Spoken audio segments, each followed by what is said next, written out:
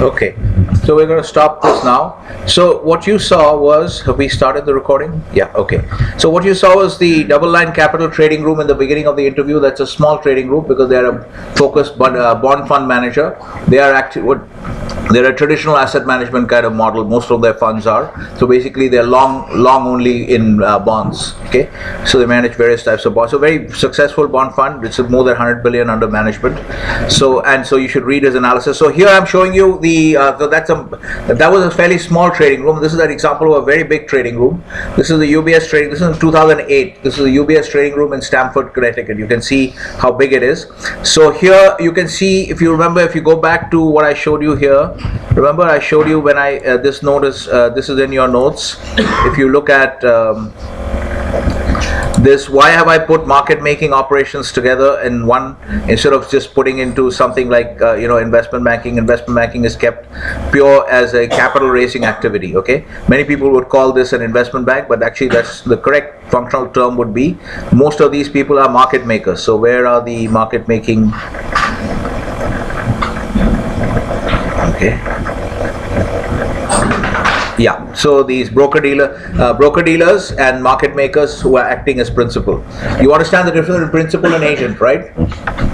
Principal and agent, you understand? Yes. A person who's selling his house, if Bharat is selling his house to Ritesh and he's going through a broker, say Mehak is the broker, then Mehak is acting as an agent for Bharat. If Bharat has engaged her to sell the house and she goes around and catches hold of Ritesh and tries to sell him the house, so she's acting as an agent on behalf of, she's representing Bharat, who is the principal. And Ritesh and Bharat are the two principals in this case. Okay, so that's the difference. So you should understand this really is part of the theory of contract. So there's a branch of the theory of contract which deals with the theory of agency. So this theory of agency deals with the relationships between the agent and the principal. Okay, what representation and in what ways the agent can bind the principal and all that, right? So I might have given you this example when we went to remember when we were doing contract law, I might have discussed Roger Federer's and its agent. I might have discussed this case. So if Federer has a sports agent who's known to everyone as Federer's sports agent, so that sports agent can actually bind Federer into a contract, to a contract without consulting Federer on the details, because he's a sports agent. Federer has made it known to the world that he's the sports agent, so he can get into a deal with Uniqlo, which is that new $30 million deal that he did. Okay, without getting into the specifics, and Federer is going to be bound by that because he's a sports agent. So sports agents, that's what they do. They negotiate contracts on behalf of their principals. Okay, so therefore, if an agent is acting in a way that is consistent with what that kind of agent is normally supposed to do, are you following the principle? Understand the principle. Then I'll give you an example of where he's not bound. So if Federer's agent signs a deal with Uniqlo without discussing the terms with Federer, Federer is still bound because that's what sports agents do, and he has made it known to the world that this is my sports agent. This is clear? But if Federer's sports agent, signs a deal where he's binding Federer to, where he say, let's say Federer is agreeing to invest $100 million in a construction project off the coast of Malaysia, for that Federer will not be bound, because that is not the normal work of a sports agent. Are you following the principle here? So the theory of agency, you need to understand that concept, that the theory of agency, the agent can bind the principal. Okay, so if Mehak has been appointed as an agent, she has the authority to agree the terms of the house. Okay, she can basically, so she will be able to negotiate those kinds of deals related to the selling of the house, but she can't get into other kinds of transactions. So the point is that basically the implied authority of an agent applies in a setting where where the agent is functioning within the normal bounds of his area of operations. So the sports agent can tie him into a sports deal, but he can't bind Federer into a real estate investment deal, because that's not the domain of a sports agent's negotiations. Is this principle clear? You should remember this. So when we say market makers, now this thing here you can see I've already discussed with you market makers. When you look at a market making operation, this is the reason I put it here like this. So these market makers, this function that people perform in the financial sector, when you have market makers and broker dealers. Broker dealers, BD is broker dealers or just plain dealers. They are basically, these broker dealers are actually acting as, when they are acting, so here I've talked about the agency broker, these are acting as agents, okay? So these guys are acting as agents, so they arrange deals between parties. But what you see here in this trading room, on this trading room floor, most of the traders here, most of the operations here would be, I guess about 80 to 90% of the operations would be market making operations. So remember what I told you, in market making operation you have three parts: traders, what else? A typical market making operation has what kinds of players? Yes? Research, right? So sales, trading and research. You should remember these terms if you're graduating as a finance student. Sales, trading and research, it's already in your notes. I've already discussed it in detail with all the different types of roles, okay? So in a typical market, or a typical large trading floor of a bank like this, of a UBS is a universal bank from Switzerland. So you'll see on a typical bank trading floor like this, you'll see most of the operations are actually market making operations. So in here you'll see people who are traders, salespeople and researchers, all are together, okay, all together working as one team. The salespeople are trying to drum up business, calling clients, and the researchers are producing research to induce the clients to trade, and the traders are eating up all that volume, because remember, market makers want high volume. So these two other support functions are generating the volume for the market makers, and obviously the market makers have to carry some risk as well, just like you see here when you're making markets. In this case you see that a company running a business, okay, of mining gold, copper, oil, etc., exploring oil, has to carry some inventory on its books, because that's how big businesses function. Similarly, when you look at a market maker's book, if a market maker is making markets in all these kinds of instruments, okay, when at any point of time when you look at a market maker's book in the course of an active trading day, it's unlikely to be square, it's unlikely to be flat. There will be some positions, because everything is not evenly balanced. It's not like somebody comes and sells 10 units and immediately somebody comes and buys 10 units. So you're not going to have, so there's going to be a disbalance. So anytime you look at the market makers books, you will see some kind of position, long, short, whatever, okay. So that's what happens. So the market maker, the trading desk will also have to manage the risk of those positions, okay. So they have to watch they have to watch the markets and take decisions on what to do with your positions, and if especially the markets are moving. So these are the things that they have to. So typically you can see here, you get an example of a large trading room, and this, you have to imagine this as about 80 to 90% will be market making. Some of it will be what we would call directional speculation, okay. Those are called proprietary trading operations, or sometimes you might have heard this term called prop trading. Prop is for proprietary. Those are basically people speculating with the bank's capital, just like you did your two projects where you speculated with that $1 million capital given to you by IB. You were speculating on US equity options, and you were speculating on Indian cash equities, okay. So that's the kind of stuff that the prop trading desk would be doing with bank capital, but that has become very very limited now in scope because of all kinds of restrictions, especially after the financial crisis. In general, in any big trading room, most of it is actually going to be a market making operation. So this is basically for your idea of what a trading room looks like, and just to refresh your memory. So you can see how basic stuff like the components of a market making operation, which is an important conceptual understanding, everyone has forgotten, right, except for she remembered one part of it. Okay, so you have to remember how a market making, how the business functions. All right, so we go back to our discussion of our case. All right, we see, okay. All right, so what were we discussing yesterday? We discussed mainly hedging with Eurodollar futures, right? So has everyone understood what we were doing yesterday? So the main concept that the new concept we introduced yesterday is how the hedge position acts as a offset for the underlying position. So the process, you can go back and listen to the discussion once again. Okay, so you have to think of it this way, and all the material is actually in your notes, or in between I put the project brief also in your notes.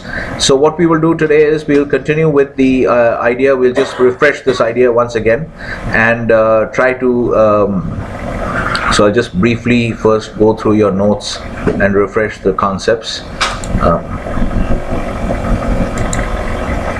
Now this is the case. The project brief. This is the technical one. Okay, so if we go here, I'll just quickly refresh once again. This stuff is all basic stuff you already are aware of. Definitions and taxonomy, risk books, types of underlying position, key risk factors. Okay, let's start from here. Hedge transaction, hedge position. So here you can see. Okay, so the important point, which is already there in the video from yesterday, because Bharat asked a question after the class, in response to which I clarified this, but this is also in your notes, that the objective of hedging, when you are running, this time you're going to be running a hedge book, right? So to offset the underlying position risks on the on a passive risk book, which is there for a mining company, a mining and exploration company. So you are going to you need to have a very good understanding philosophically of what hedging is about. So the objective of hedging is not to make money. It is actually to reduce risk. Okay, so objective here, as you can see, you want to bring certainty to cash flows. So if you listen to the end of the discussion, so obviously if I'm continuing the video, that means there's a technical question which has been asked, so that is also part of your learning. Okay, that you have to listen to that as well. So when you see this, so the objective is to bring certainty to cash flow. So to lock in your net realization. So if you take this as an example, I'll just quickly do this one more time. Here. So if we have gold here, if I'm worried, like I have some long inventory, I have some inventory in gold, which is a long position. I have an underlying position which is long in gold, and I look at the gold market, and let's assume that I come to a view that this price is now likely to collapse to 1200. Okay, so I'm very concerned that it will collapse right away. So what I do, I just give you a simplistic example. I look at the total position that I have to hedge. What is the total position that I have? I have how much? 2,500 troy ounces. Okay, this is the position, right? This is the position that we have. So I have 2,500 troy ounces of gold. So then what I'll do is immediately I'm going to sell 2,500 ounces here. Okay, so I'm using this chart, which is a spot gold chart. So that's what we would typically do, to use a spot chart to form the views.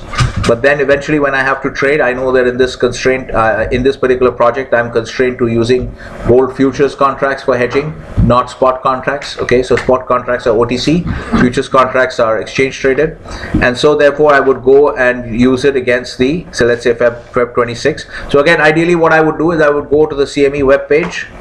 Okay, I would go to the CME web page and go to the gold page, go to gold. This is all under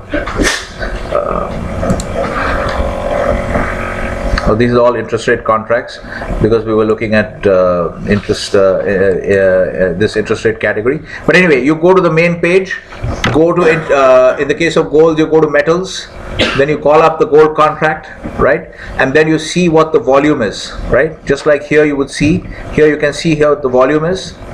Why is this being blanked out? Okay, this is a little bigger. Right, so you can see what the volume is here, that the volume is highest in this part. Okay, so in this same way you would look at the gold contract with the highest volume. Okay, then later on we'll tell you how to look at open interest also, but in general at the moment you can work on which contract should I select. You can select the one with the highest volume, right? But you have to also keep an eye on, remember, you have to keep an eye on expiration dates. You have to remember all those things. The gold contract, you have to see whether each contract, you have to be aware whether the contract is financially settled. If it is financially settled, then you don't have this concern about getting out before the first notice date or the last trading date, whichever is earlier. But if it's a physically settled contract like crude oil, then you need to keep an eye on that. So this project is meant to teach you all those tricks, so that you are aware that you should be able to go through the steps that you're learning is essentially this. The main learning in this is on this aspect is that you should be aware if it's financially settled or physically settled. If it's physically settled, then you need to be careful about getting out of the position, any position that you have. If you're long, especially if you're long, you have to get out before the first notice date or the last trading date, whichever is earlier. Please read your futures notes. This is all explained why you need to do that. Otherwise you could get delivered. right? So there is a note in your book. I've referred you to the textbook also. There's a note about how a guy ends up with cattle futures, and he has to go to a place and actually participate in a cattle auction and stay there for a week and end up selling the cattle in physical cattle in the cattle auction because he got physically delivered. Okay, instead of closing the position, they bought another contract. So all these nuances you have to go through. So the idea here in this project is to make you go through these steps so that the learning gets programmed into your head. Okay, so it's not so much that you have to remember whether euro-dollar futures are physically settled or not, but you should remember the logic. You need to remember what is the checklist that you have to go through, right? Are you following what I'm saying? Okay, so you will find out this, and in this case you have to, let's say we selected the December contract. It has high volume. Alright, so we look at the December contract. Okay, this here, the December contract. Okay, so you can sell this. So if I sell this here at 1473, alright, and then I would essentially, what the result of that is that I have locked in. Now if we go back to the chart, you can see what is happening. If I sell it now at this price 1473, then if the market drops after that, in one instant it drops, let's say, to take an extreme example, it drops to 1200. Okay, what is going to happen is my assets are going to lose value here. The gold inventory will drop in value from 1473 to 1200. Alright, so it will be reflected into 2,500, but because I've sold 2,500 contracts here, so I will also make money on those 2,000 contracts I sold as a hedge transaction. Okay, are you following the logic? So the hedge transaction will act as an offset. So in my hedge positions, I'll have my hedge position PNL will be 2,500 into 1473 minus 1,200, and my underlying, that is plus, and on the underlying position there will be a minus PNL of the same magnitude. Are you following? So effectively what that means is, when at whatever price you hedge, so the learning here is this, that at whatever price you hedge, you have locked in that realization for your underlying position, which means the value of your underlying position has now been locked in at 1473, whatever the price it is that you hedge at. That's the learning here. Are you following? Yeah? Okay. So then what we have is, what are we doing here? Okay, so is this the first important thing to understand, is that you have locked in this realization. No matter what happens, you will lose, you will not lose any more money. All your realization has been locked in at 1473. This is clear? Okay, so we'll have to deduct marks for her also now, since we have a rule that we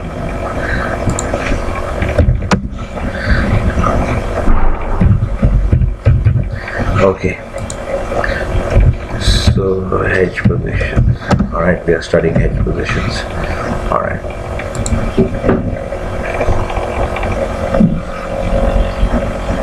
Yeah, we are in this. Okay.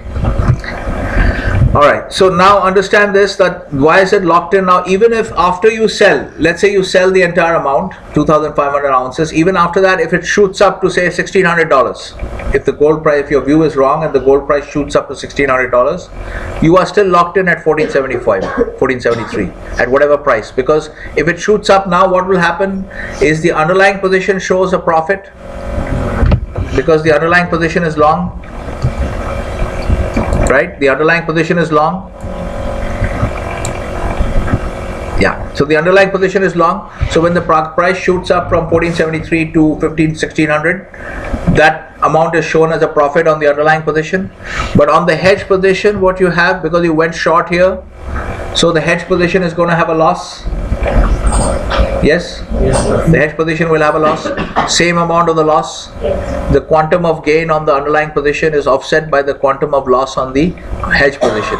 Because so that again, once again, shows to you that what the net result of hedging the entire amount at this particular price X, okay, which is say 1473, at that hedging at that price locks in the inventory valuation at that price. No matter what happens to the market, whether it goes up or down, your net realization is locked in at the price at which you hedged. Is this clear? This mechanism should be clearly understood by everyone. Okay, so obviously you don't, in this particular project, you don't have to hedge everything in one go. Depends on the strength of your view, whatever your plan is. Okay, maybe you feel that you want to get some insurance, so you want to sell maybe 500 ounces. That is for you to decide how much you want want to hedge at any point of time. But essentially, this is what you have to do in your project. You have to look at the key KRF markets, and you have to be aware of your underlying position, then take a view on the market. If you feel that now, before you have done your hedge transaction, when you only have the underlying position, okay, what we illustrated just now is the fact that your hedge transaction price, the underlying asset valuation is locked in at the hedge transaction price, okay. So we can actually write that down because that's an important principle, that the underlying position realization, everybody understands? Price realization, underlying position price realization, net price, let's call it net price realization. This is just writing down what we have already discussed just now, just to show you that it's locked in. So the underlying position net price realization is, or actually this is not well worded, we can word it a little better. The net price realization on the underlying position is locked in at hedge transaction price, okay. So obviously here I'm not writing that part. It's assuming that you hedge the entire underlying position. If you have an underlying position of 2,500 units and you hedge only 500 units, then this statement applies only to the 500 units. Is that clear to everyone? Yes, Kanika, are you following? Your WhatsApp says this. Okay. So is that clear? This is the principle that we have just illustrated. Okay. And so obviously if you hedge only 500 ounces, it applies only to 500 ounces. And the rest are still exposed. So 2,500 is still exposed. If the price collapses dramatically, then that you will experience losses on the 2,500. So this is how you're going to proceed. Is this clear now for all the asset classes? There's no difference in principle. It has to be done at the same time. Sorry? Hedging transaction and the underlying transaction. No. 1 minute. Why should the hedging? The underlying transaction, you don't do anything because you are already there. See, the way it works is you have the underlying, you have the business, right? So when you are coming in as a hedge team, okay, when you are coming in as a hedging team, you are already faced with this passive risk book. You're already faced with this passive risk book, right? You come to the business and you see that as the treasury manager, the business has these risks. You look at the balance sheet of the business and you see that the business has these risks because it's got inventories in commodities which are actively traded. So the market price is being continuously set and reset, and it can go anywhere. So there is a risk on account of that. So that's why I said when you first come to manage a risk book, whether it's an active or passive risk book, you will have to first assess, identify the KRFs, okay, and identify the underlying position in each of the KRF markets, which is what we have done so far in this case. So you don't have to do anything about the underlying positions. You are given the underlying positions, okay? It's almost like a kind of in a loose way, like an exogenous variable. It's given to you. You are faced with this. Now you have to manage it by building up a portfolio of hedge positions. We can call that a hedge book, okay? The hedge book consists of all the hedge positions. Now you have to build up a hedge book in a careful way, which based on your market views. And the objective of your hedge positions is that they should be put on in such a way, with such timing, that if there is any loss on the underlying position, that is offset by the gain on the hedge position. Is this clear? Everyone follows? Right? Okay, so this is the idea. Okay, I'm not getting enough affirmative responses. Yes? So Saloni, you're clear? Okay. Faces are actually kind of blank, so I'm getting a little concerned whether people have understood or not. Okay, so Kushbu, what is your WhatsApp saying?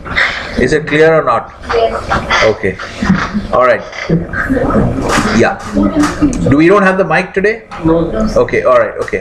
So future contract, since we are in lots. So for example, if we have to purchase 2,500 lots of futures at one go, and on the other hand, we have the value of gold of 500. Then the rest 2,000, like No. First of all, purchase is not relevant in the case of the gold position for this case, because here the underlying position is What? You go short on. Yeah, you want to go short. If on the hedge transactions, you want to be selling.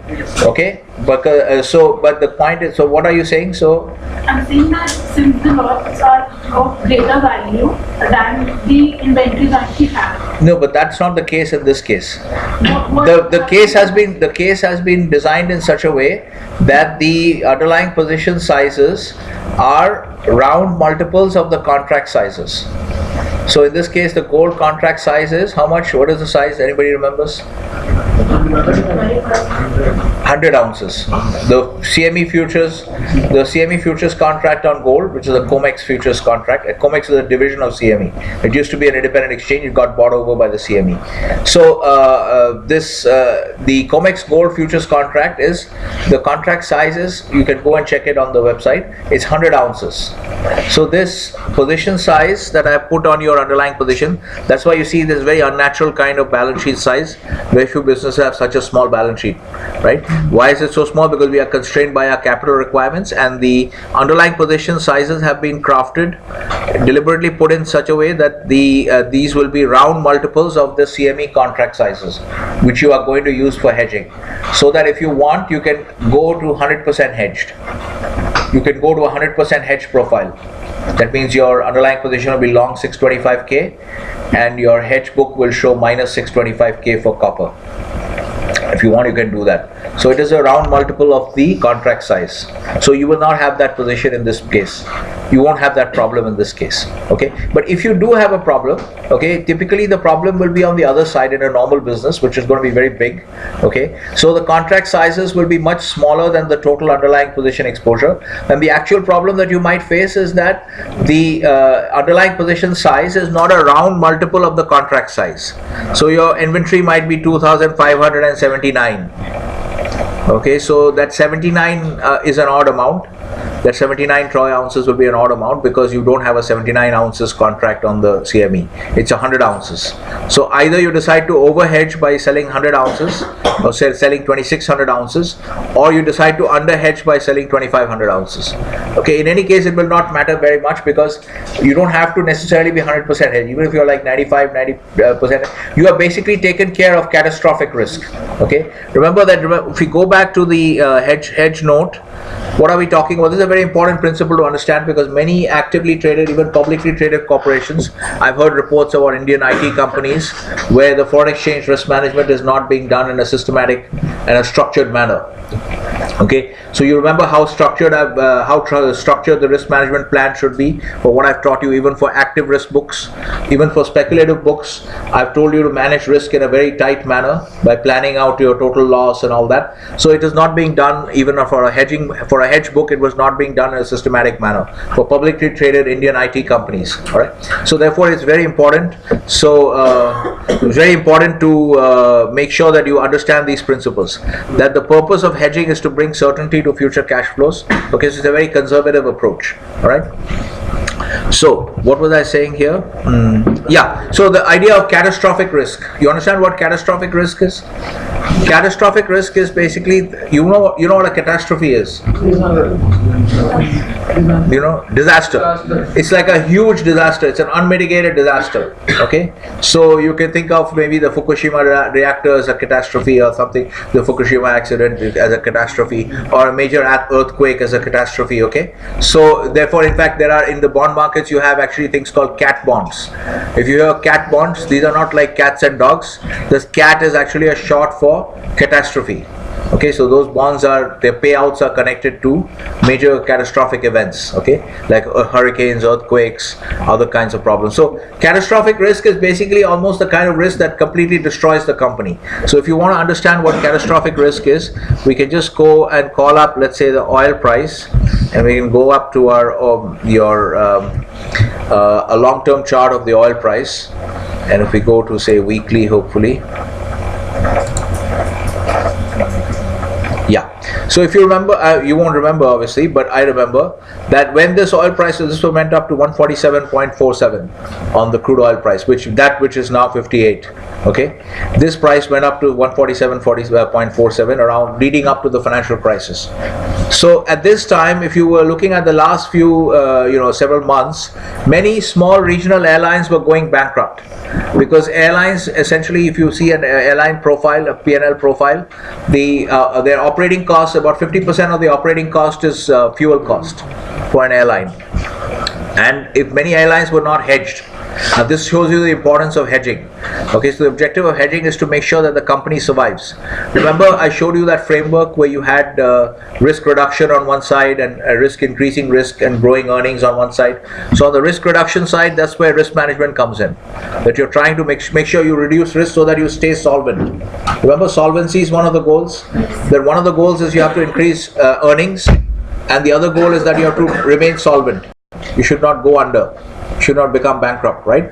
So what happened is a lot of small regional airlines went bankrupt as the oil price started shooting up because nobody had planned for $100 plus oil prices. These guys had not planned for it and they hadn't hedged. Like our economic advisor, when prices were around 35 or something, he said, Arvind Subramaniam, he said actually that oil prices won't go above $45. Okay, and very soon it was up at $75, $80. That's why you should not, only a person who has no experience of trading in markets would make statements like that. Okay, these are very irresponsible statements. Pretending that as if you understand everything is very cool, you understand everything is under your control, you can actually make a statement like that. There's no basis for anyone to make a statement like that because nobody actually knows what will happen in the markets. So the right perspective is to understand that nobody really knows what can happen and anything can happen. That is the right way to look at markets. So anyway, so the point is that this is what you call catastrophic risk. So many small regional airlines who had not hedged their oil prices or oil price exposure, they all went bankrupt because they couldn't handle the input cost increases. And in a competitive market, you can't always pass on the price to the consumer because there are many other airlines, some of whom may have hedged, so they were able to operate at the same prices at the market price. Are you able to follow the dynamic?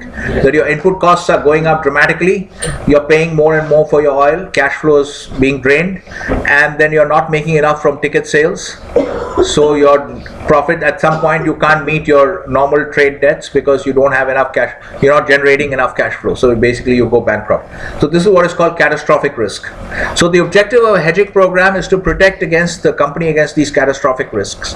The reason I came to this term is that, based on Mehak's question, that you don't necessarily have to go 100% hedged, but if you're kind of like 90-95% hedged, you would have anyway prevented catastrophic risk.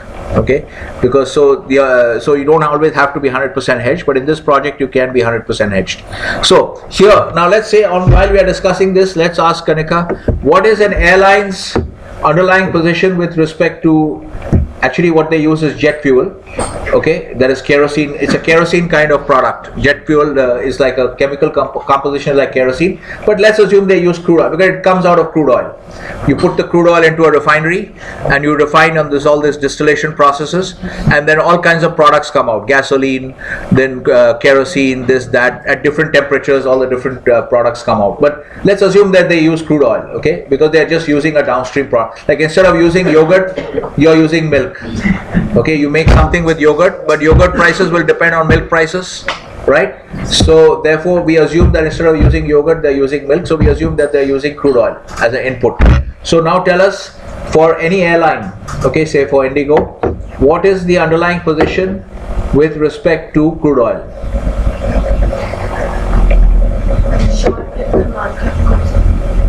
Short if the market goes up, that's your answer, and long if the market goes down. Why is your answer phrased like that? My question was, what is Indigo's underlying position with respect to crude oil? And your answer is short if the market goes up. Okay, now you're saying short. Okay, 1 minute. Be quiet, guys. Be quiet. Now explain why you are saying short. So Indigo's underlying position with respect to crude oil, her answer is short. Now explain why. Why are you right? Say Chug is disagreeing with you. What will you say to him? I'm just assuming here that. So how will you defend your answer? Quiet. Yes?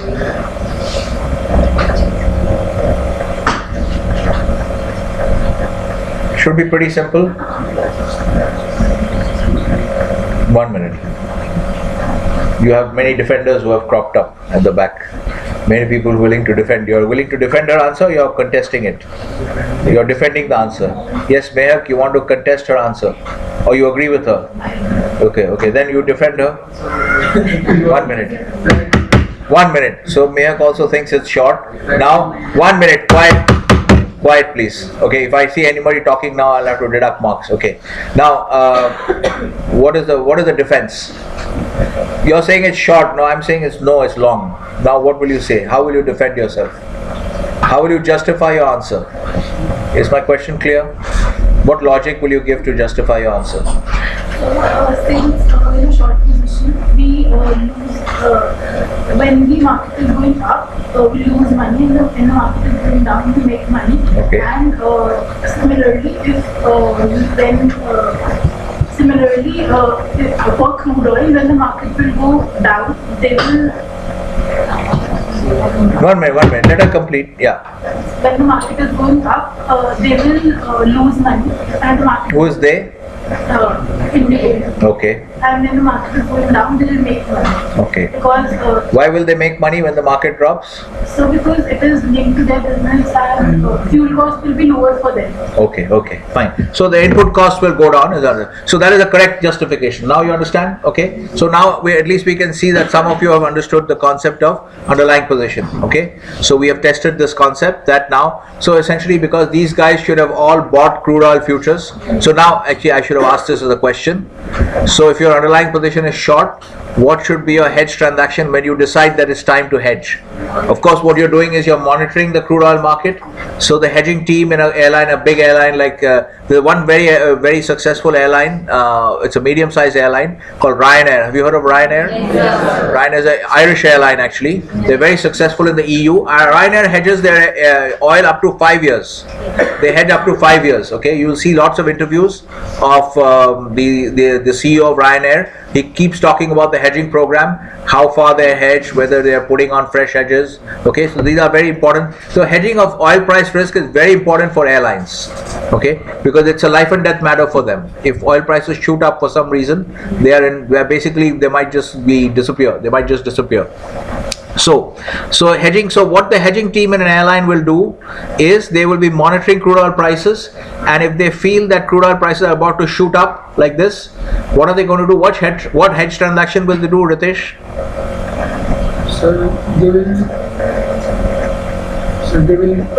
Let's assume that they have to trade in crude oil futures. They are being forced to trade in crude oil futures, which is what you would do. That's the most efficient way to trade crude oil. Okay, very, very liquid market. You can get in and you don't trade physical cargoes to hedge.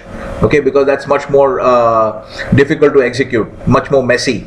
So therefore, when you want to trade crude oil quickly, you want to bet on crude oil prices very quickly, you do it through the futures markets, most liquid avenue.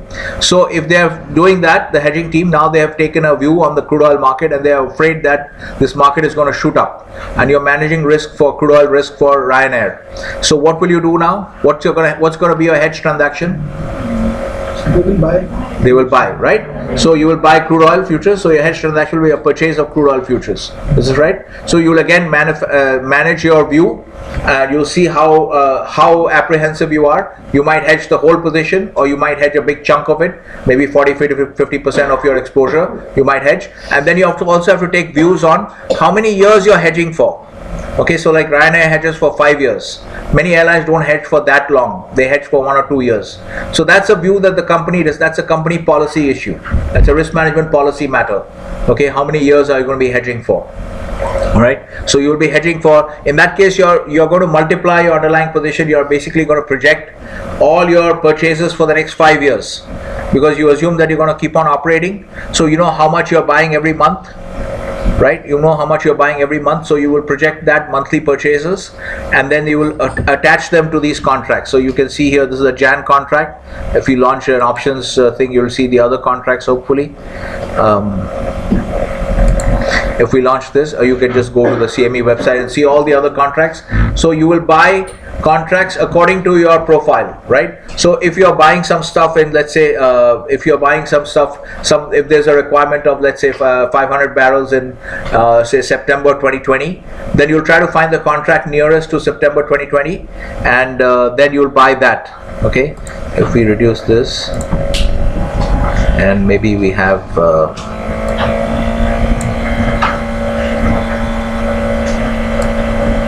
This is not operating well.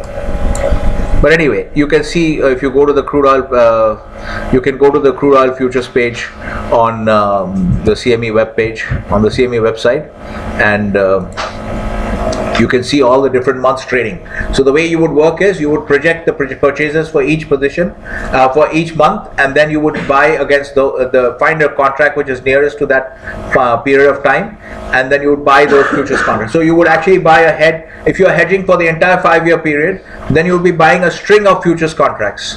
Are you following? Okay, you would buy some for this Jan 2020, then you will buy some for the June contract, some for the September contract. In this way, you will buy a string of contracts relating to all the periods where so you're actually making a projection for your underlying position in each month. Is everyone following what has to be done in a corporate treasury, how you would hedge?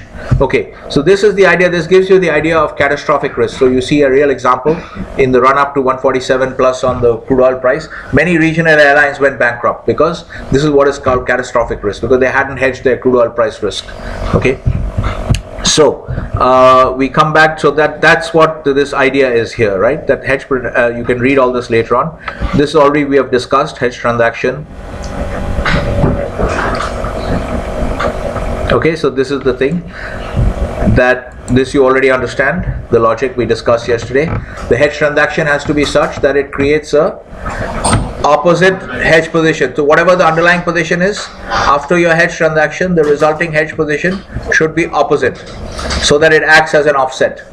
Yes? Okay? So there was a concept in option like compounding options. There is no such thing as compounding options. Many people got that wrong. Actually, the concept is compound options. Compound options is nothing but an option and an option. Is there anything like hedging on the hedging transaction? Okay, so this is the other part that Bharat was talking about. We will discuss it on the, we'll get to that point. Okay, what Bharat is actually going to is, we have discussed it yesterday also in the video towards the end, after the class when Bharat was asking this question. Okay, this is the topic that he's going to is called static versus dynamic hedging programs. Okay, so first I'm explaining essentially, we want to keep it simple. So first I'm explaining what is a static hedging program, right? So which means once you hedge, you forget about it. Okay, the idea behind the static hedging program, this is all there in your notes. One of your modules is, if you go further down, basis risk, I think it's at the end. Yeah, types of hedging programs. Okay, so you have static hedging programs. Since Bharat has asked the question, we can maybe go into that. Okay, we can address this point here, because this is also open to you. In this project, you are allowed to run a dynamic hedging program. That is your choice. So this again is a matter of corporate treasury risk management policy. This is something the company has to decide, okay, in conjunction with in discussions with the board and all that. So we will try to understand, at this point, does everybody understand the difference between static and dynamic? Yes or no? Everyone understands? Okay, so Khushbu, tell us, what is the difference between a static hedging program and a dynamic? First describe a static hedging program, then describe a dynamic hedging program. So we can work with the example of, once again we can work with the example of the crude oil and the airline, okay, where, or let's take the example that, let's go back to the case itself, so that it's something that you can easily relate to. Okay, so we go back to the discussion of our case, where our underlying position in crude oil is long. Okay, our underlying position in crude oil is long, and so let's assume that, I'm going to set up the stage for you. So the crude oil position is long 25,000 barrels. Okay, you form a view on the crude oil market, and let's make this a little wider here so we can see a little bit more. Okay, so you form a very bearish view on the crude oil market, and you decide, and we are going to, for the sake of simplicity, we are going to discuss everything on the assumption that whenever we hedge, okay, we hedge the whole position. Okay, you can just sort of adjust it for if you're not hedging 100%, you're hedging 40%, but the same principles apply. So for our discussions, we are going to assume that whenever we hedge, we are hedging the whole position to keep it simple. So let's assume that you have a very bearish view on the crude oil price, and so you've sold the entire 25, how many barrels do we have? 25,000 barrels, okay? So entire 25,000 barrels you have sold, essentially, which means you have sold how many contracts? 25 contracts, because each contract is 1,000 barrels in crude oil. All right, so you have sold 25 contracts. So you go short 25 contracts, and because your view is this price is immediately going to drop to below 30. But after you sell, so which means you have locked in your exposure at 58.82, okay, at this price. We'll take the chart price instead of the fuel, although actually what you'll have to do is you'll have to use the futures contract, so it's 58.84. Well, let's say 58.80, right? So this is where the price is right now. So you have sold, okay, you have a bearish view on the underlying, and you have sold 58.80. At 58.80 you sold the entire 25 contracts, okay? But now, instead of your view being right, it turns out that your view is wrong. Market starts rising, goes above this high, and very soon, within 2-3 days, the market is now trading at $70. Okay, now suppose based on this kind of movement, because this high has also been broken, maybe remember what I taught you in the very beginning from IPM itself, that whenever you take a view on the market, you should also identify a point. It's a very good, it's a way to be very disciplined about your view taking, because many professionals also talk in a very airy-fairy manner. They just say the market is bullish, I'm very bullish on the stock, but they don't identify a level below which they will lose their bullishness, or they will sacrifice the view, or they will surrender the view. They don't identify a point, right? You understand what I'm saying? Yes. Right? So I've taught you this basic discipline, which will force you to be much more rigorous in your analysis, that whenever you take a view on a market, okay, always look at a chart. You might use FA. Even if you use FA, you still look at a chart, because you should have some kind of basic discipline, because the markets can move in huge, you can have like all this movement happen in the crude oil price just based on fears and expectations. There was nothing happening in the underlying crude oil market like production, supply disruption, or excess supply. Nothing, no news came, no fundamental news came. It's just market participants' sentiment turned very bearish, okay, and the price collapsed. And so it's actually in the oil market is a very good example of a market, and pretty much in every liquid market this will happen. It's actually the futures market which sets the oil price. Russia or Saudi Arabia or US, okay, US is now just very recently, last week, became the biggest producer of crude oil also. They had already become the biggest energy producer. If you take crude oil, gas together, they are bigger now than Russia and Saudi. The US is the biggest energy producer in the world. This is all because after Trump came in, he introduced a lot of deregulation, and a lot of lands were opened up. So he actively deregulated in every sector of the business of business, and he also set up a lot of new exploration areas for crude oil. So his goal was energy independence. So that's why he went after it like that. Okay, so that's why now. So the point is, so the point is not the US, not Russia, not Saudi Arabia. Nobody sets the oil price. The oil price is actually set by the futures market. All right, the oil price is set by the futures market. What happened? You're also going out. Now, she has gone out and she has disappeared. She's not even come back. Why are you going out? So, but I've told you guys that if you go out, I'll have to deduct marks. Okay. Because there needs to be some discipline. Now she has disappeared. I don't know where she has gone.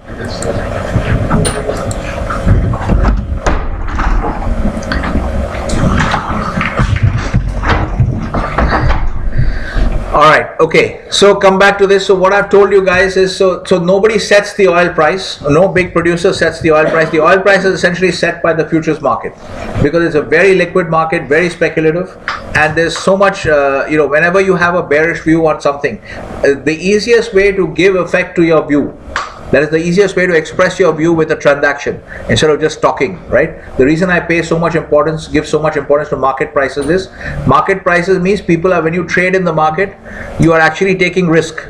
which means you're putting your money where your mouth is, right? Like all these people who criticize, okay, say whatever policy, right? Some this demonetization, good, bad, whether you're saying good or bad, you're not really taking any risk. You're just shooting your mouth off. Okay, and most of the people, I find that those who are saying good, they are all supporters of Modi, and those who are saying bad, they are all anti-Modi anyway, all the time.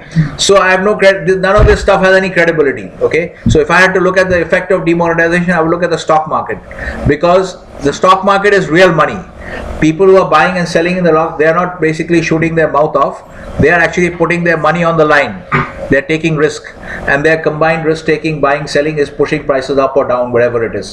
So how the stock market reacts has much more. Any market price has tremendous value because it represents real money. People putting risk capital on the line, not people just talking, right? So whenever you take so it's they who drive the market drives the crude oil price, okay, the futures, because the futures are so liquid. Whenever you have a view, the fastest way to give effect to the view is go and hit the futures market, rather than try and buy some new cargo of oil or get some more oil out of the ground or something like that, or shut down a refinery or something. All of that stuff takes time. Here is a few clicks. You can sell thousands of contracts in a few clicks, and you've already taken a position based on your view. Is this clear? Okay, so the futures market drives it. So what I've told you guys is to be disciplined. Whenever you take a view, even if it's an FA view, look at the chart and identify some point on the chart at which you are going to call it quits. That if the market moves, so if your view here is bearish, you should have, of course, you should have some kind of idea as to where you expect this to go. But more importantly, you should have some kind of idea as to where it should not go. If you form a bearish view at this point of time, one example is you could set this point, or you could set this point. So let's take this point. So one example is you should set this 66.5 as if it goes above 66.5. Now you can also set this, whatever it is, you have to set some point. But the wider, the further that point is away from the, further the stop level is away from the market price where you enter your trade, the more you're going to lose, the more you're going to lose if your view is wrong, right? So you have to adjust that. There's a trade-off there. Okay. So the point is, let's take this. So you have taken a view that the crude oil price is going to collapse, and so that's why you've hedged your underlying position, okay, by going short in your hedge book. Now, but at the time that you took your view, you also had a view that, as a proper disciplined trader should do, also set a stop for your view. That is a point on the chart where, because the market price is sacred, okay, the market is always right and the market is the king, okay, so you have to submit to the market. That is the way you stay alive in this business. If you try to fight the market, you will get taken out very quickly. So you have to say that, okay, if this is my view, but if the market actually goes above 66.5, then I surrender my view. I cancel out my view. I no longer have that bearish view. Is this clear? This is how all view taking should be done. Whenever you have a view, you should also identify a stop point beyond which your view is wrong.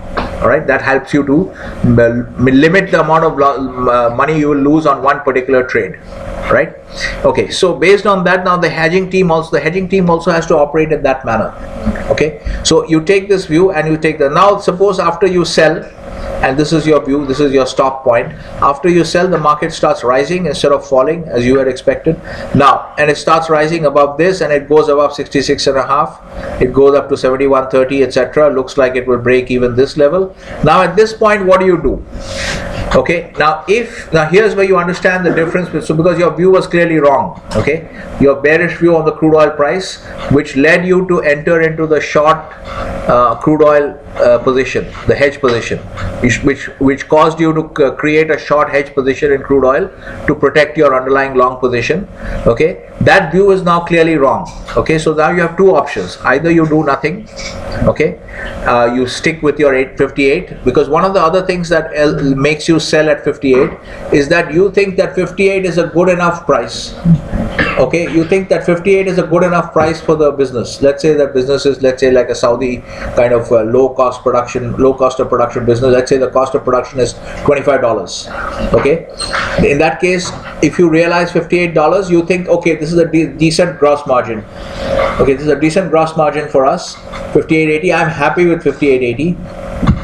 and I'm afraid the price might crash, so I'm locking in. Okay, so at this point, so we are looking at the situation where you have gone short at 58.80 with a very bearish view, but with the idea that this 66.5 should not be broken on the top side. That may change your bearish view. But now the market has shot up right through this and has gone up to 71.80, etc. Now what do you do? So you have two options. If your company has forced you to run a static hedge program, a static hedging program, in that case you can't do anything. Once you hedge, that's it. Okay, so in this case we took the example of hedging the entire position together. In practice you don't have to do the entire position. That is your judgment. You want to hedge 40%, 10%, 15%, whatever you want to do. Okay, that's based on your view, right? So whatever you have hedged in a static hedging program, once you hedge it, that's it. You don't touch that hedge anymore, because that amount has been locked in at that price. Okay, so you don't do anything anymore. Okay, so you don't reverse the hedge transaction. Okay, so is this clear? The static hedging program. So this will be a matter of company policy. Okay, that whether you're going to run a dynamic hedging program or a static hedging program. Okay, so everyone is clear about static hedging program. Okay, right, now let's see the dynamic hedging program. Okay, now suppose we go back to the situation where you went short at 58.80. This was your stop point, 66.5. Now the market has already gone up to 71.80. Now you are really worried because you think that since this has broken, this also might break, and prices might actually go all the way up to $100. You take a fresh view. Essentially you basically understand the implications of the break of the 66.5. okay, that's why you have to take your views in a very precise manner.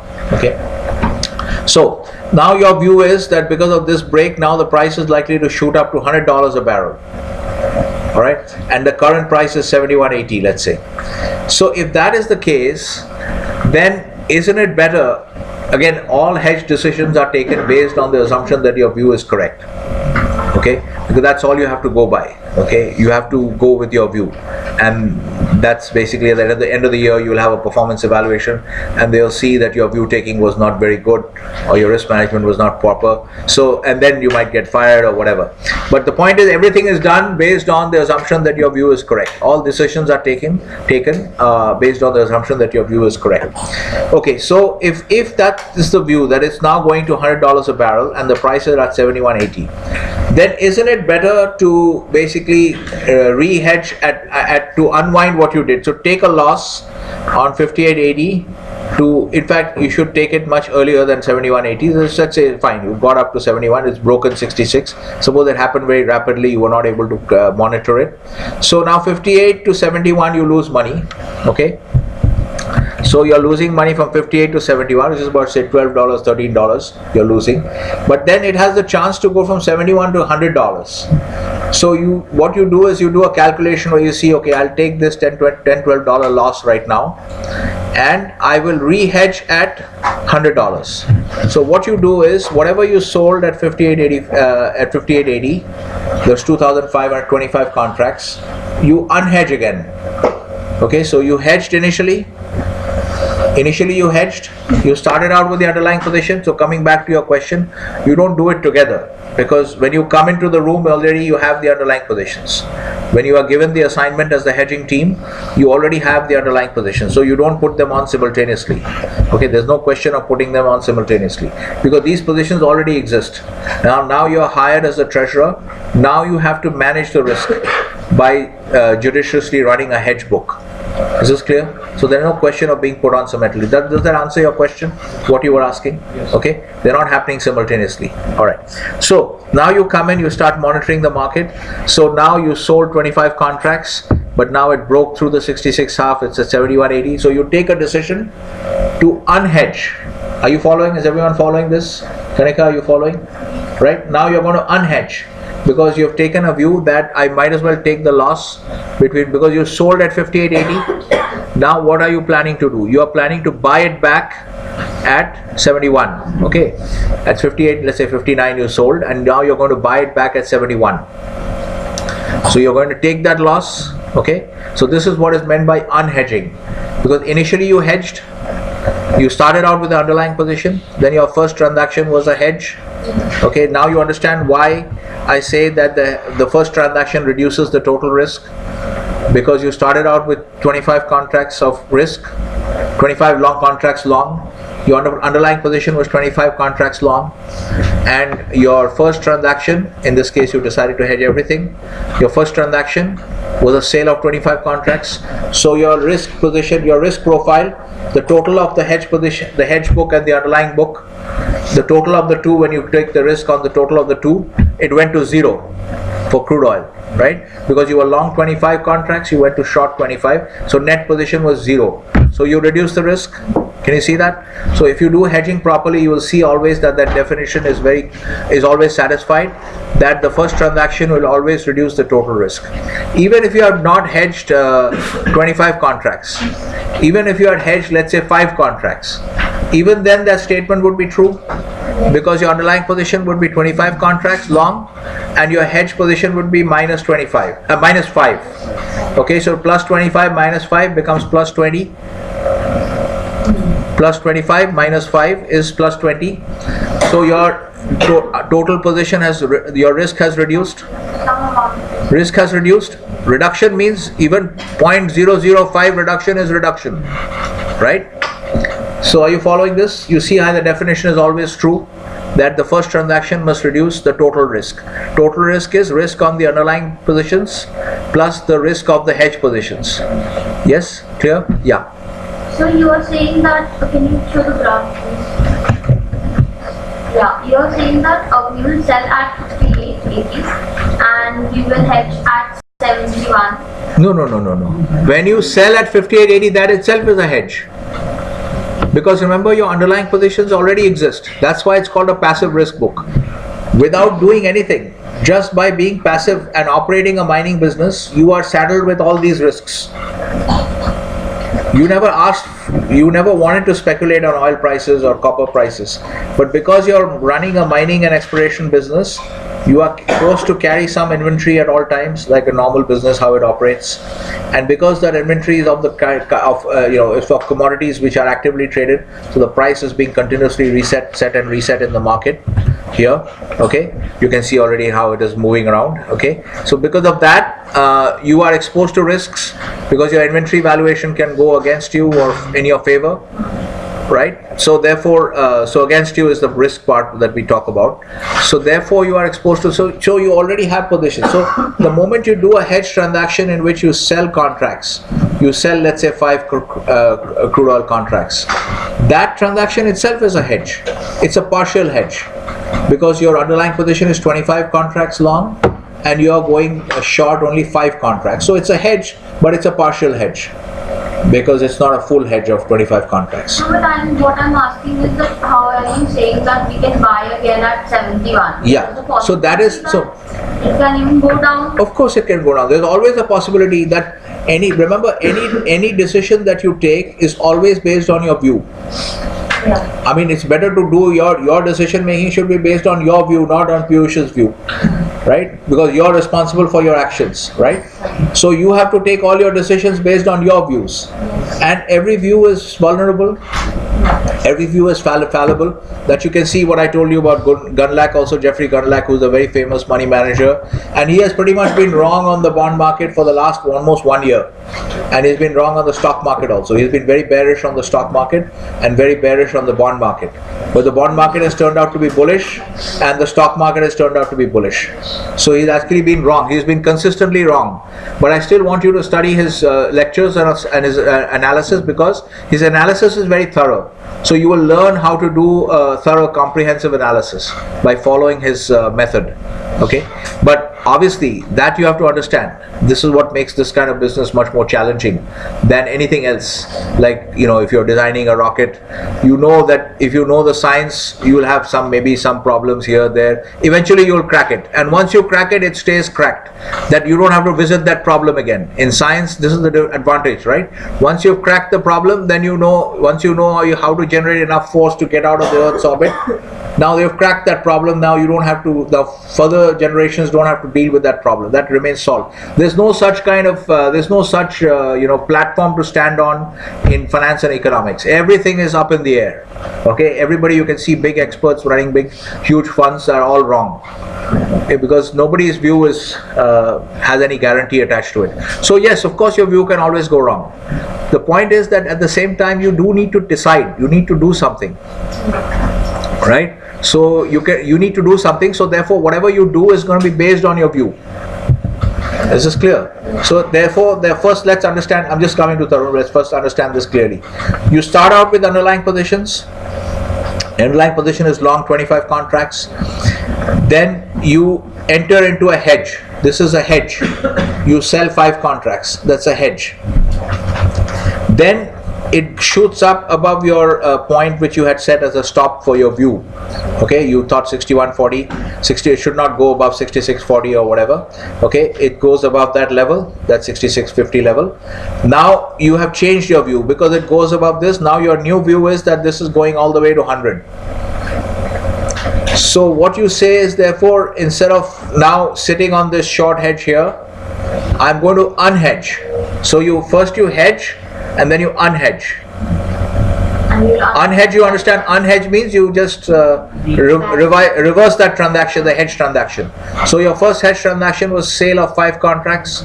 Now you're going to unhedge that. So you're going to buy back 5 contracts. So the net result is that once again the net result is basically, let's say you do it at 66.5. So from 58.80 to 66.5 on 5 contracts you lose. Okay, so which is on 5,000 barrels. So the loss has to be calculated as each this price is per barrel. So you have lost from 66.50 minus 58.80 times 5,000 barrels. So that amount you have lost. So you eat that loss, you crystallize that loss. It's a realization of the loss. You realize that loss, but why do you realize the loss? Because your view is that this thing is going to $100. So you think that even if I have to realize a loss of that amount, but it's still better for me to unwind because this thing is going to $100, and then I'll hedge the whole book at $100. This is clear? Yes. Okay. So this is called a dynamic hedging program, where you're allowed to hedge and unhedge. Okay, so the static program, understand that if you are given a dynamic hedging program, so all this is all explained in your notes. Okay, everything is explained in detail here. Types of hedging programs, static and dynamic hedging programs, everything is there in your notes. Okay, just try to understand the concept here and then read it later on. Alright, so here, understand one thing, that the dynamic hedging program does not force you to hedge dynamically. If you have the permission for to run a dynamic hedging program from the corporate board and the MD and all that, the corporate risk management policy allows you to run a dynamic hedging program, you can still choose to run it like a static program. That is just because that flexibility you have, but it doesn't operate the other way. If you have the mandate to run only a static program, you can't run it like a dynamic program. Is that clear to everyone? Yes. Yeah. So this one is more flexible. So it's just that you have the flexibility to do this. So essentially this means that. So which program do you think is more risky for the company? So Saloni and who else? Rajan thinks static is more hectic, more risky, and somebody here is saying that dynamic is more risky. Yeah, sorry, we didn't even come to your question. So dynamic is more risky because you can see here what has happened, because as Khushbu pointed out, see here what we do is we first go short at 58, then we let's say we are doing it for the whole position. We go short 25 contracts at 58.80, then we have to take a loss at 66 half. We have to take a loss. Why are we taking this loss? Because we think it's going to 100, but it may not go to 100. It may drop again. It may dramatically drop quickly to 45. Alright, because again, if you see, once you say this, then if you take a simple trend following view, now if you change your view that okay, now the market goes above 66 half, so you say that now I'm bullish, but then after that if the market falls below this $50 level, you can see there is a low here. So if it went up here, it would be a new trend. Can you see that? According to your trend following method, you have a low, you have a high. Now if it goes above, you would have a new high. Yes? Are you following this logic? You would have a new high. Now here's one high, there's a new high, here's one low, and this would become a new low. Yes? So you would have higher highs, one high, higher highs, and you would have higher lows. So a new uptrend would have developed. But then again, if this new uptrend develops, which is what makes you bullish, thinking that this is going to $100, okay? But if now after going to 70, 75 maybe, it again falls back and falls below 50. Once again, it would destroy this uptrend. Can you see that? Yes? Is everyone in agreement? Srishti, are you in agreement? If it goes below 50, it would destroy this. May I look at the chart, otherwise you will not understand what is going on. So if it goes above and makes a new high, and then you have one high, a higher high, one low, a higher low, a new trend has developed, a new uptrend has developed. But then after going here, as Khushbu pointed out, there's a risk, of course, that if you unwind your position, if you unhedge, then again it can drop down and break below 50. Nothing is guaranteed, okay, anything can happen. So once again, if it breaks below 50, again your view is destroyed. Okay, so when you took the view that this was going to 100, the stop for that view should have been $50. Yes, everyone follows the logic, right? Okay, so in this case, therefore, again, so now what can happen is you lose. Why is this dynamic hedging program more risky? You just ate a loss of about $8 or something, okay, $8 to $9. Now again, after going to 71, it again falls back and goes below 70. Now whatever you bought at the $66, $67, again you have to sell that at $50. So again you realize a loss of $17 per barrel. So in this manner, the market can keep going up and down. Alright, and you can keep adjusting your view and adjusting your hedge position, and you could end up losing a lot more money. Okay, so in general, the dynamic hedging program is much more risky, because in a static program you just lock it in once.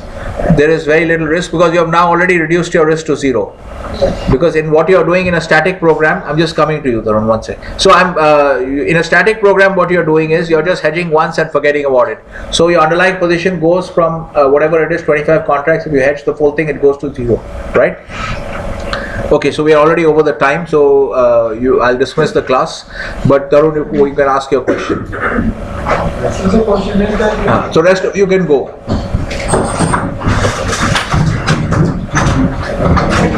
Please revise all this stuff and make sure you understand. Concept should be 100% clear. Okay? Kanika, revise all this stuff so that you are able to answer the question properly. Yeah. Sir, you were saying that at 58 we are hedged, and at 66 you are saying that we will unhedge. Yeah. And there will be loss. Yeah. Because what is the hedging transaction of a sale? The hedging transaction is a sale of We'll buy back, we'll be having $8 loss. Yeah. But sir, our underlying asset also, it is long and the price is going up. So from there you are getting profit. You're getting a profit there, yes, okay. But the point is, this loss is a realized loss. Okay. This is realized, that is Unrealized unrealized. loss. So you have a cash. The realized losses are a problem because these are cash losses. You have to fund it. It's cash outflow. Yeah, there's a cash outflow. There's a realized cash outflow. So that's why it's a problem. That's why you are considering this as loss. Yeah. Whereas it is not a loss. Yeah, you can say that. Yeah, underlying. Yeah, then I think, but these are cash losses. So therefore, they are treated as a. Anytime we unhedge, it's not actually a loss to a company. Anytime. Yes, but what happens once more is, see what happens to your risk. See, if you are long 25, if you are long 25 contracts, underlying position, okay, now you go short 25 here, your net position has gone to zero, okay. Now what has happened is, once it goes to 66 half, you have unwound your hedge, so your net position is back to plus 25. No, but now we are not to zero. No, we are short on the line. No, you are not shorting. Okay, you are no. What you are doing is you went short here at 58. So Futures we are going short. yeah, so at 58.80, you went short futures 25 contracts. Okay, your underlying position was already long 25 contracts. Right? So at this point, when you went short 25, your net position is 0, right? Plus 25 minus 25. But once it goes above this, you go and buy back. So you unwind the hedge. Underlying we don't. Underlying becomes exposed again. Okay, so Now that's it is on the risk to get down. it can, Now yeah, once again there is a risk. Okay? Yeah, and this loss is also important because to focus on it as a loss because these are cash losses. So when you're running a program, you need to have a budget. If you're running a dynamic hedging program, you need to have a budget for these cash losses. It seems like that system like Yeah, risk capital. same kind of. It becomes like an active program. Yeah. It's just that we are hedging on future contracts, and now we have to calculate it on the basis of the future, like on hedging positions, and not on underlying. Yeah, same. The loss We calculation are is doing same. on underlying, Yeah. and now we'll be doing on hedging. Yeah. So the point is basically the reason this is important to treat it as a loss is because these are cash losses and you have to have a funding in your account because you have to pay this money.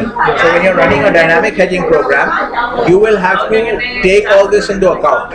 You will need to have a budget for your dynamic hedging program losses. Maximum risk. You have to have a loss budget for that. And then accordingly you will have to hedge. Even the size of the position has to be adjusted based on the same logic will come into play as underlying position. As those of you who would not call underlying position, But that basically like for this we will be hedging the same position size that we are doing on underlying. If we are on 25 contracts underlying, then we will hedge for 25 more because we are assuming. So this position size doesn't come from system edge calculation. no, that's what I'm saying. So the position size, so we haven't, you are going a little bit far ahead. We have not gone into the discussion. If you see in the case, one of the questions is what happens to the generic decision problems. Yeah. So you will see that one of your position size is automatically solved It's solved because in a of the range. underlying Okay, position. maximum position size gets automatically solved because you can't sell more than 25. Yeah, that's done. So we will see there is also We something can called do minimum, but maximum is done. yeah. So the maximum position size gets solved. So those positions, so that's where you see there's a difference in a hedging context between how between the hedging position and यहाँ और class है क्या? So इसको off कर दीजिए. So that's the thing. So so we'll come to that discussion later. Question, yeah. I hope Yeah. to ask that in static you said that will come down to 0. In dynamic we can, if we are bearing a loss and we are coming down to 50, we can unhedge again. So why it is more riskier than static? That's why. No, because you can end up with a lot of cash. See, first thing you can see straight away is based on what I just told Tarun, that when you, let's say you have 25 contracts underlying position. At this point you go short 25. So your net position is 0, right? Now once the market rises above 66, let's say you go to 67. So from 58 to 67, you unwind because the market has broken this high, all right, a new uptrend has developed. So you unwind. So now you become bullish. Why did you go short on the hedge book? Because you were bearish. Now your view has changed. You become bullish. All right. So when you become bullish, you go long again. So effectively going long, essentially what you're doing is your net position becomes long because the short position of 25 contracts on the hedge book, you unwind that, you reverse it. So you buy back 25 contracts on say 68 or whatever. Okay. So 58 to 68, you lose $10 per barrel into 25 contracts, which means 25,000 barrels. Okay, you lose that money. That's a direct cash loss.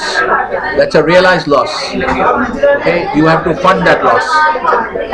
You have to pay that money to the exchange, right? And the winner will get that money.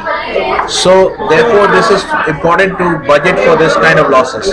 So now now see what has happened to your position. Not only did you realize a loss, now see what's happened to your total position. What is your total position now? Your total position started out as plus 25. Then you sold 25 on the hedge book, so it was minus 25. So net total position was 0. Now after you have unwound your hedge completely, what is your total position now? There is already plus 25. That you are not touching. Then here you went minus 25. So then it became net 0. But now here you have gone to minus 25 has been cancelled, so you go plus, from minus 25 you do plus 25. So the hedge book goes to 0. The total position is always the sum of the hedge book positions and the underlying positions. So if you sell 25 contracts here and you buy back 25 contracts here, all this activity is happening on the hedge book. So the net hedge book position is now 0. Yes? No, first agree whether or not. 1 minute. If you sell 25 contracts here, all the transactions, remember you can't touch the underlying positions, right? You are only allowed to run a parallel hedge book, which is trying to offset the losses on the underlying, which you are forecasting losses based on what you think is going to happen to the market, right? So you are running a parallel hedge book. On the hedge book you go short 25, minus 25. But once it goes here, you go plus 25 because you want to unwind that position. So from you started out on the hedge book as minus 25. Now you buy it back, so you do plus 25. So hedge book position is 0 now. Yes. Again, apply the same formula. Total position is equal to underlying position plus hedge positions. So what is the total position now?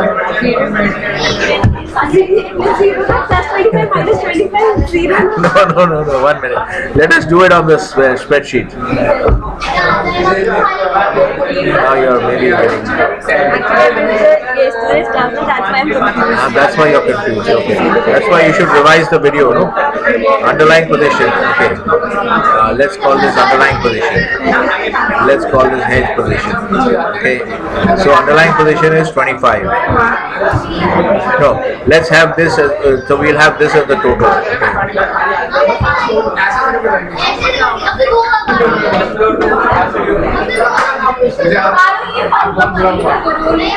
And this is your total position. Okay. This is this plus this. Yes. Okay. So you start out with underlying position of 25. So your total position is 25. Then in the hedge, you take a view on the oil price. You become very bearish. You go short oil. You hedge the entire position. So hedge position, you create a minus 25 contract hedge position. So total position goes to 0. Yeah. Now when the market, the crude oil price shoots up after you go short, breaks your stop level and goes up. So 68. At this point you are no longer bearish. You become bullish. So why should you maintain a short position on the hedge book if your view is bullish? If your view is bullish, you should be long or you should be square. Okay.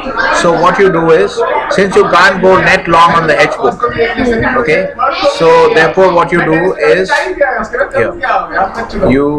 Therefore what you do, you have a short position but your view has now become bullish.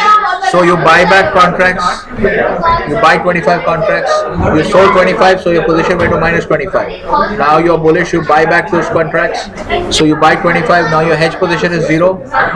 Yes. So what is happening to the total position? It's not 0. It's 25. Yes. So now this is the reason we say the dynamic hedging program is more risky is that first of all, now after hedging, now what might happen is now you have gone long at 25. You have gone again, the underlying position has become exposed. Okay, it's as if now you're long at the new price $68. Okay, where you unhedged at this price. Now the underlying position essentially is long here. Okay, now again the market might drop. Okay, after this, when you go unwind, as soon as you unwind, the market might drop. So you'll suffer a further loss here. reserve. Okay, so therefore the position has become more exposed. The position has become more exposed, and then on top of that, you have realized the cash loss. This loss has to be funded. You need to have in the hedging program. You need to have a budget for this loss. This is just like your risk capital for your previous projects. In a speculative book, when you're running a speculative book, you need a budget for risk capital, how much money you can afford to lose. So you need a similar budget. And not only that, that budget has to be also accounting for the possible losses on the underlying positions. So there's a separate loss budget for cash losses, and here also there has to be a budget. So it becomes more complicated if you run an active trading book, and it's more risky because you can generate these additional cash losses, which you don't have in a static program. Once you hedge it, you're stuck. That's it. It's one time you can unhedge in static. Yeah, in a static program you don't unhedge. So whatever it is, okay, you lock in your realization at $58, and even if the market goes higher, fine, you don't do anything about it. Okay, that's like an opportunity loss. We are at first say, like we are at 0. If we are hedged, if we are long, so we are getting 25 plus 25 contracts and minus if we are short, so there will be 0. Yeah, in an active trading program, in a static hedging program, this second hedge transaction is not allowed. So you go long, you have long position, you start with long positions, then you go short in the hedge book, and that's it. Your net position goes to 0. Okay? All right. So Hedging is not allowed. In US, hedging is not allowed. No. This is because people use the word hedging just like they use the word arbitrage. They use the word hedging also in a loose way, without understanding the correct meaning of hedging. The correct meaning of hedging is what I've taught you. That a hedge transaction, a hedger's transactions, okay, will always reduce. The first transaction has to reduce the total risk.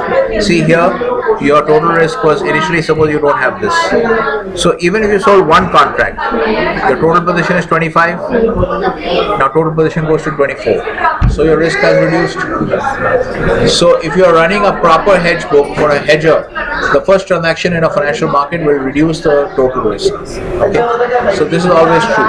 So that whatever you read, you can send the link to me, wherever you read it on the internet, right? Send me the link. Okay. But that definition, they use the word hedging in a loose way. A lot of people use it in a loose way, because just like arbitrage, people don't understand these concepts properly. They just throw words around. Okay? So that's the problem. But it's kind of sticky the trading, like trading deals with more risk. The higher the risk, the higher the return. That's why we are saying that there is a separate class of people who are speculators, and that's why we said in the market there are 3 types of players: speculators, arbitrageurs, and hedgers. Okay? So mostly they are either going to be speculators or hedgers. There are a few arbitrageurs in the market. So, but hedgers are also a legitimate category of person. Just think of a wheat farmer. Now the CME you can get wheat futures also. Okay, so wheat farmer will look at wheat prices. And what is a wheat farmer? He is farming wheat. So if you look at wheat prices, I'm sure you can get wheat prices here. Yeah, you can look at wheat prices, weekly wheat prices.